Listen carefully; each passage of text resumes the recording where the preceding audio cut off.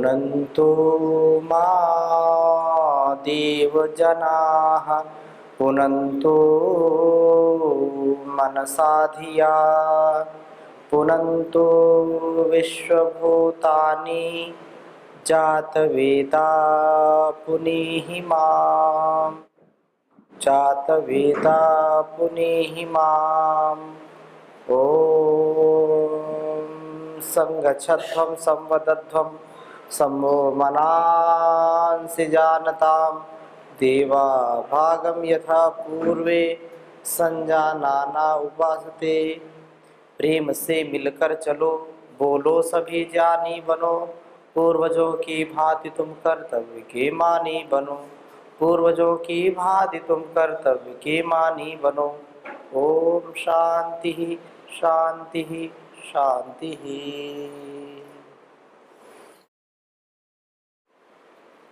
प्रातः स्मरणीय वंदनीय योग ऋषि परम पूज्य स्वामी जी महाराज तथा आयुर्वेद की परंपरा को जन जन तक पहुंचाने वाले परम पूज्य आयुर्वेद शिरोमणि आचार्य जी महाराज, उनकी सूक्ष्म उपस्थिति को, उनकी प्रेरणा को हम प्रणाम करते हैं। और यहाँ आज राजसमंद जो बहुत ही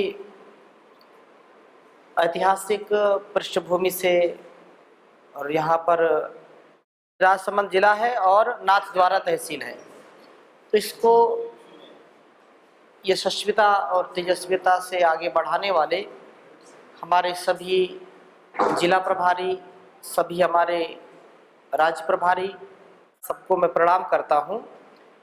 और आपने स्वयं इस बात को स्वीकार किया है कि हमारे परम पूज्य गुरुदेव का जो एक बहुत बड़ा मिशन है, जो बहुत बड़ा विजन है, कि हम उस मिशन और विजन से अपने संपूर्ण जीवन का सदुपयोग करें।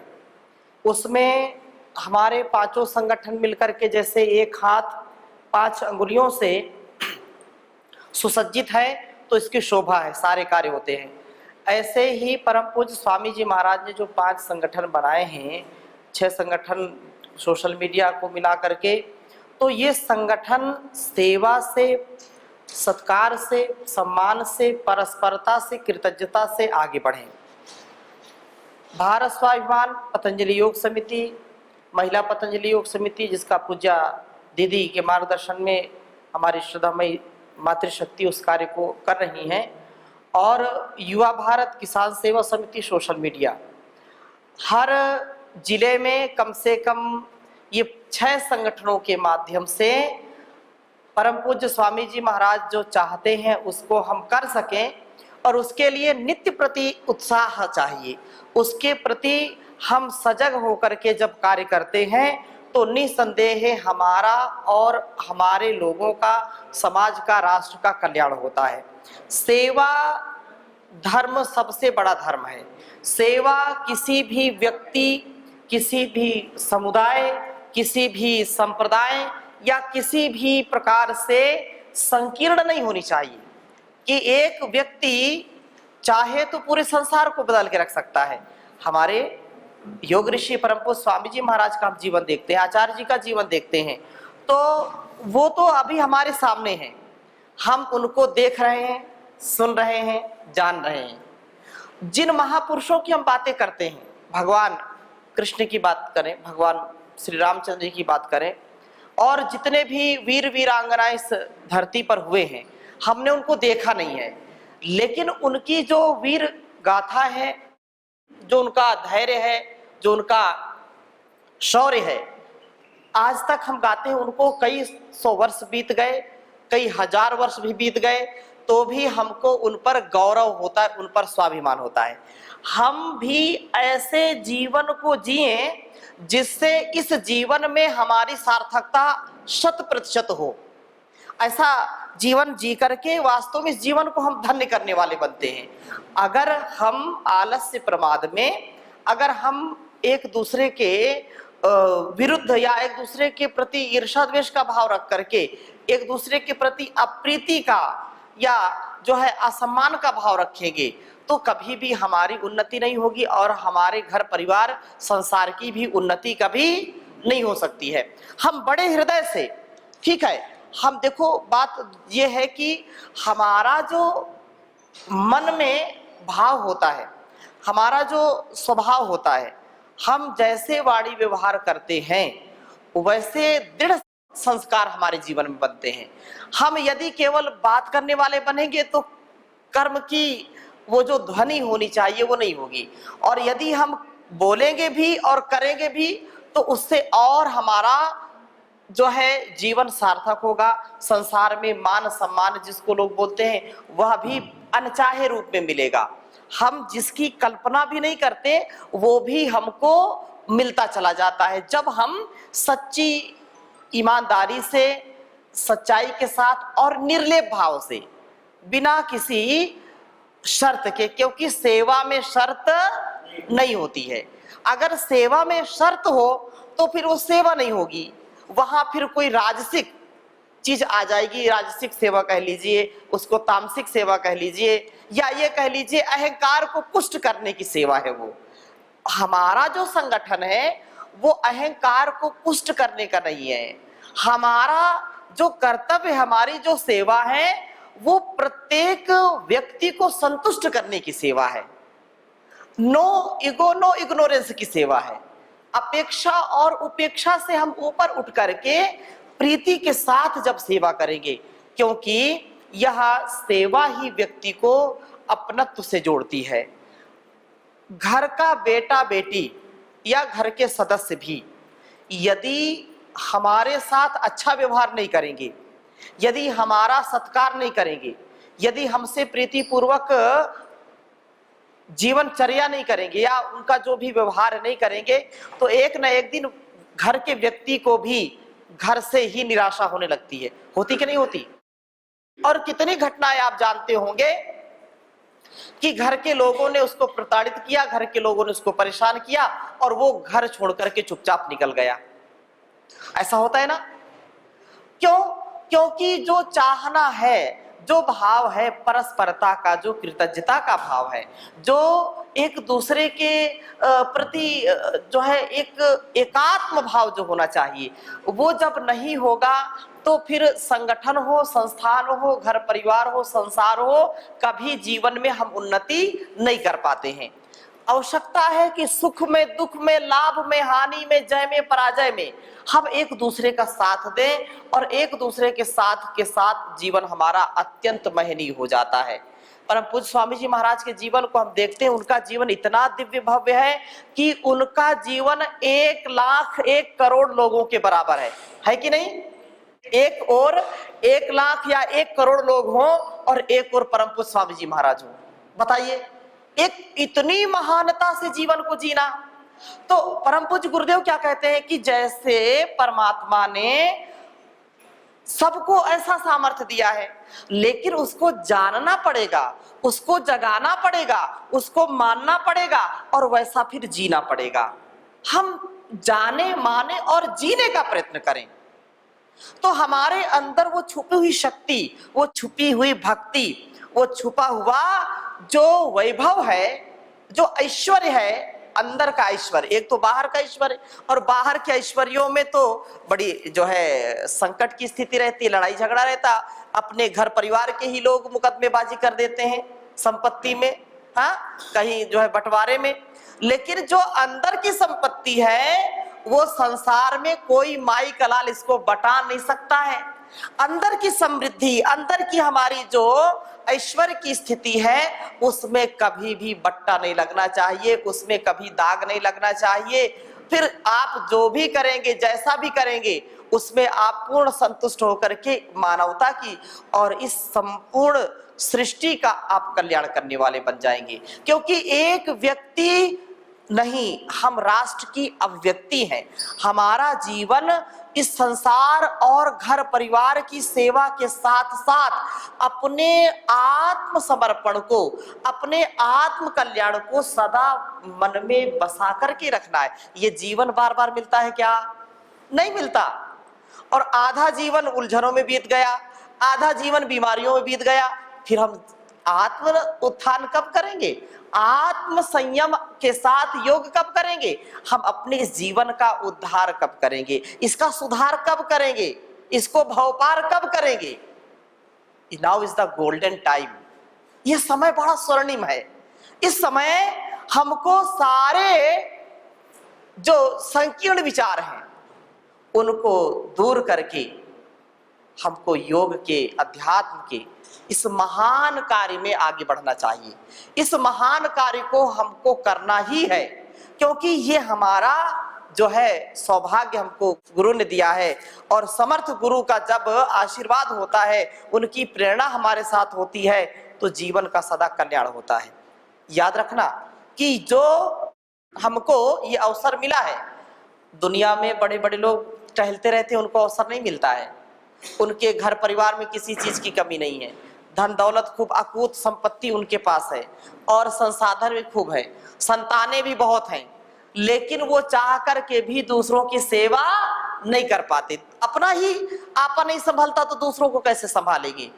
आपके अंदर, हम सब के अंदर वह प्रेरणा, वह जो श्रद्धा भक्ति, वह जो विश्वास परम पूज्य स्वामी जी महाराज ने हमको दिया है, इससे हम लाखों लोगों तक अपनी सेवा पहुंचा सकते हैं कि नहीं? जीवन की सार्थकता तभी है। अपना परिवार तो हमको संभालना ही है, लेकिन ये छोटा परिवार और बड़ा परिवार हमको आगे बढ़ाना है। जो परिवार एक घर का परिवार है, संबंध जिसमें है माता पिता के रूप में, पति पत्नी के रूप में, बेटा बेटी के रूप में, वो परिवार अपना हो गया, एक प्रकार से भौतिक परिवार हो गया। और यह जो परिवार है, ये क्या है? आध्यात्मिक परिवार है। आध्यात्मिक परिवार से हमको सदा आत्म सुख की तृप्ति होती है, आत्म सम्मान की तृप्ति होती है। और याद रखना, कभी कभी हम घर परिवार में दुखी हो जाते हैं, क्योंकि कभी कभी बहुत ही समस्याएं आ जाती हैं, लेकिन इस परिवार में भी हमको इतनी सजगता से, सावधानी से और एक दूसरे के प्रति कृतज्ञता का भाव, एक दूसरे को उठाते हुए भाव रखना चाहिए कि हम एक निमित्त हैं। हम क्या हैं? निमित्त मात्र हैं।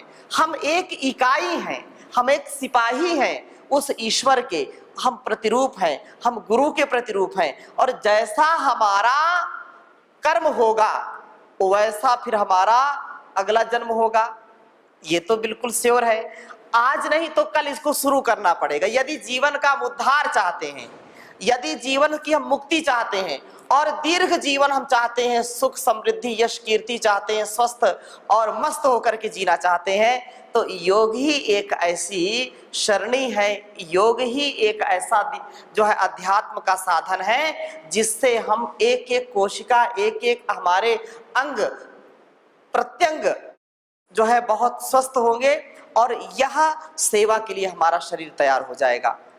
याद रखना कि संसार में जितने भी जीव जंतु हैं वो अपना अपना कर्तव्य करते हैं कि नहीं? चींटी से लेकर के हाथी तक, चाहे कीड़ा मकोड़ा, हाथी घोड़ा, ये सब अपना कर्तव्य करते हैं नहीं? जो कुछ सुनिश्चित है उनके लिए। तो हम मनुष्य हो करके अपने कर्तव्य को ना करें तो ये बेईमानी होगी कि नहीं होगी? ये पाप होगा। हम अपने साथ अपने गुणकर्म स्वभाव ही ले जाने वाले हैं, हमारा किया हुआ कर्म ही हमारे साथ जाने वाला है। इसलिए हम जो कुछ भी करें उसको प्रभु की इच्छा के ऊपर छोड़ दें, पुरुषार्थ 100% करें। घर का कार्य हो, बाहर का कार्य हो, पुरुषार्थ में, कर्तव्य पारायण में हमको कभी जो है न्यूनता नहीं करनी। उसको कभी ऐसा नहीं चलो ठीक है जो होगा देखा जाएगा और उसको छोड़ दिया, ऐसा कभी नहीं करना। जो कार्य करना उसको अंतिम चरण तक पहुंचाने वाला कार्य करना, उसमें अधकचरा या अपरिपक्वता वाला भाव नहीं होना चाहिए। और फिर जो कुछ होगा बस मतलब उसकी हम राजी उसी में जिसमें तेरी रजा है। कुछ भी हो, चाहे मजा मिले चाहे सजा मिले, लेकिन हमको उसकी रजा में सदा जीना है। प्रभु प्यारे से जिसका संबंध है उसे हर दम आनंद ही आनंद है। प्रभु प्यारे से जिसका संबंध है उसे हर दम आनंद ही आनंद है। जो उसकी रजा में सदा रजामंद है उसे हरदम आनंद ही आनंद है। तो ये जो राज है जीवन का, ये योग से ही हमको मिलेगा। आप जब योग करेंगे तो स्वयं भी आपको इतना सामर्थ्य मिलता है कि एक संसार बाहर जो दिखाई पड़ने वाला है कि नहीं, और एक संसार अंदर है जो दिखाई नहीं पड़ता कभी भी। इस संसार को किसी मशीन से भी नहीं देख सकते। इस संसार को तो आप ध्यान से ही, योग साधना से ही पा सकते हैं। ऐसा यह जन्म जन्मांतरों का जो कर्म है, जो हमारा स्वधर्म है, इसकी पालना से ही हम अच्छे बनेंगे।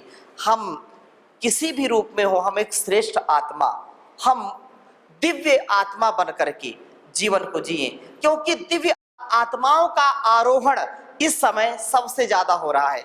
लोगों में जागरूकता आ रही है और छोटी छोटी संतानें भी बहुत अच्छी हो रही हैं। जो माता पिता योग करके संतानों को जन्म देते हैं, उनकी संतानें बहुत श्रेष्ठ हो रही हैं आजकल। और जो भोग करते हैं, जो सदा अपने घर परिवार में लड़ाई झगड़ा करते हैं, जो जिनका खान पान अच्छा नहीं है, जिनका रहन सहन अच्छा नहीं है, वो कभी योगी संतान को जन्म नहीं देते, वो भी भोगी संतान जन्म देते हैं। और उससे फिर घर परिवार में विघटन होता है, समाज में विघटन होता है और बहुत पीड़ा मिलती है। वो कभी भी समाधान नहीं, हमेशा समस्या ही बने रहते हैं। इसलिए हम जो कार्य कर रहे हैं, ये अच्छे इंसान बनाने का कार्य कर रहे हैं। आप किसी को योग सिखाते हैं, योग शिविर लगाते हैं, तो आप जान लीजिए कि उसके आहार विचार व्यवहार में अमूलचूल परिवर्तन कर रहे हैं, उसका जीवन आप सुधार रहे हैं। जीवन ही नहीं, आने वाले जीवन को भी आपने सुधार दिया। इतना बड़ा ये कार्य है, इतनी बड़ी ये सेवा है, इतना बड़ा ये संस्थान का, संगठन का महान यज्ञ है, इसमें हम अपनी भूमिका निभा रहे हैं। ये किसी स्वार्थ से बंधा हुआ नहीं है और ये एक दिन का कोई कार्य नहीं है। बताइए, एक दिन का कार्य है क्या? हर दिन का कार्य है। और कोई इसका एजेंडा नहीं, ये कोई जो है मतलब कोई राजनीति का एजेंडा है, कोई जो है नेम फेम का एजेंडा है, ऐसा कुछ है क्या? ऐसा बिल्कुल नहीं। परम पूज्य गुरुदेव का एक जो संकल्प है कि सबके हृदय में प्रेम हो, सबके हृदय में उल्लास हो, उमंग हो, सबको उत्साह से जीने का, सबको प्रसन्नता से जीने का अधिकार होना चाहिए। ऊंच नीच, जात पात या भेदभाव, जो भाषावाद है, क्षेत्रवाद है, ये बिल्कुल नहीं। हम सब उस भगवान की संतान हैं, हम जन्म से ही महान हैं। ऐसा गुरुदेव का जो एक बहुत बड़ा, हमारी जो सनातन पुरातन ऋषि परंपरा, सब प्रकार के ऋषि ऋषिकाओं ने अपने जीवन की आहुति इस संस्कृति की सेवा में दी है। तो हम भी उस सेवा में आगे बढ़ें, अपने जीवन को सुधारें और अपने भाग्य को अच्छा बनाएं, क्योंकि जो आज हम कर रहे हैं वही कल आने वाला हमारा भाग्य होगा। आज हम जो कर रहे हैं वही हमारा कल प्रारब्ध होगा। तो हमको योग के अनुष्ठान के, इस भारत स्वाभिमान के, आत्म गौरव के सम्मान के लिए, भारतीय परंपरा को आगे बढ़ाने के लिए कार्य करना चाहिए कि नहीं? करना चाहिए ना। और जितना भी समय मिले, बोले क्या करें, करना तो चाहते हैं, समय नहीं मिलता, क्या करें, लोग बुलाते हैं, आते नहीं है। कहीं ना कहीं कोई कमी है, कहीं ना कहीं कोई समस्या है। तो उस समस्या को दूर करने का उपाय क्या है? आप जब मिल करके, आप जब उनके घर जाएंगे, आप उनको अपने पास बुलाएंगे, तो वो प्रीति बढ़ेगी, वो सामर्थ्य बढ़ेगा। घर घर जाइए, लोगों को बुलाइए, उनको समझाइए। जिस घर में बीमार लोग रहते हैं, जैसे अभी प्रभात में किसको जलेजे, कौन थे वो? हाँ, तो यही पास का लड़का है, 24-25 लाख रुपया उसने खर्च किया और फिर भी डॉक्टर ने उसका इलाज ढंग से नहीं किया, या पूरी ताकत लगा दी डॉक्टर ने, लेकिन जब इलाज ही नहीं है तो कैसे वो ठीक करेगा? पैसे जो है ऐंठते गए, पैसे खूब लगते गए, और वो गरीब व्यक्ति 25 लाख कैसे इकट्ठा किया होगा? 20-25 लाख अपने जीवन को भी वो जो है कितना दुखी कर दिया, परिवार को दुखी कर दिया। जमीन बेच करके उसने अपना इलाज कराया और फिर अंत में उसने योग की शरण ली, अध्यात्म की, गुरु की शरण ली, और आज वो बिल्कुल स्वस्थ है, पूरा आनंद के साथ जीवन जीता है। तो इतनी बड़ी सेवा आप यदि किसी को योग से जोड़ते हैं, किसी बहन बेटी को, किसी को भाई को, किसी को जो है जो भी रोगी व्यक्ति हैं, उनको आप जोड़ देते हैं, तो उनके जीवन को आप परिवर्तित कर देते हैं। वो सच्चे मानव बन जाते हैं, सच्ची मनुष्यता उनके अंदर आ जाती है, उनके अंदर भेदभाव के सारे जो है सारी गांठें खुल जाती हैं, उनके अंदर जो संकीर्ण विचारधारा वो सारी खुल जाती है, और संकीर्ण विचारधारा से व्यक्ति कभी आगे नहीं बढ़ता। उदात्त चरित्र वाले ही आगे बढ़ते। अयम निजा परोवेति गणना लघु चेतसाम उदार चरिता नाम तु वसुधैव कुटुंबकम। हम उदार चरित्र वाले बने, चाहे माँ के रूप में हो, चाहे बेटी के रूप में हो, बेटे के रूप में हो, पिता के रूप में हो, पत्नी के रूप में हो। हमारा जो अस्तित्व है उसमें अत्यंत प्रीति, अत्यंत करुणा होनी चाहिए और अत्यंत पारदर्शिता होनी चाहिए। अत्यंत हम पवित्रता से जब पारदर्शिता के साथ सेवा करते हैं तो याद रखिए कि सारा जहान हमारा हो जाता है, सारे जहां के लोग हमको चाहते हैं। हम पुरुषार्थ तो करें, आज गुरुदेव कहीं चले जाए, पतंजलि का इतना बड़ा वैभव है, किसके लिए? परमार्थ के लिए, सेवार्थ के लिए। लेकिन अब इस स्थिति में वो सारा जो कार्य है उसको छोड़ करके यदि परम पूज्य स्वामी जी महाराज बोले मुझको कुछ नहीं चाहिए और मैं जो है छोड़ करके जा रहा हूं, कितने देश वाले स्वामी जी को बोलते हैं आप हमारे यहाँ आइए, आप हम जो है पूरा आपका ध्यान रखेंगे, हम आपको पूरा सम्मान देंगे, राष्ट्र को हम उन्नत बनाएंगे। तो स्वामी जी का इतना, स्वामी जी सबसे महत्वपूर्ण है या धन दौलत या जो संपत्ति है? बताइए। स्वामी जी महाराज क्यों? क्योंकि उनका विराट व्यक्तित्व, उनका इतना विराट व्यक्तित्व है, उनका इतना आभा मंडल है, इतना उनका बड़ा ओरा है कि वो जहां जाएंगे वहां पतंजलि योग पीठ बन जाएगा, वहां संगठन खड़ा हो जाएगा। तो मैं इस बात को इसलिए कह रहा हूं कि आपका हमारा व्यक्तित्व ऐसा ही होना चाहिए। हम जहां जाएं वहां संगठन बढ़ जाए अपने आप, हम जहां जाएं वहां पर भवन भी बन जाए, अपने आप लोग देने के लिए तैयार हो जाएं कि नहीं ये तो सच्ची सेवा है, संगठन की सेवा, ये भारतवर्ष की सेवा है, ये हमारी संस्कृति की सेवा है और हमको इसको करने चाहिए, ये मेरा सौभाग्य होगा कि मैं इसको करूंगा। और याद रखिए मैं पूरे भारतवर्ष में 19 राज्यों में जाता हूं, इतने लोग मिलते हैं और परम पूज्य स्वामी जी महाराज का नाम हम सबके साथ जुड़ा है। स्वामी जी महाराज का इतना तप है कि हम जहां जाते हैं और पूरी प्रामाणिकता के साथ सेवा करते हैं।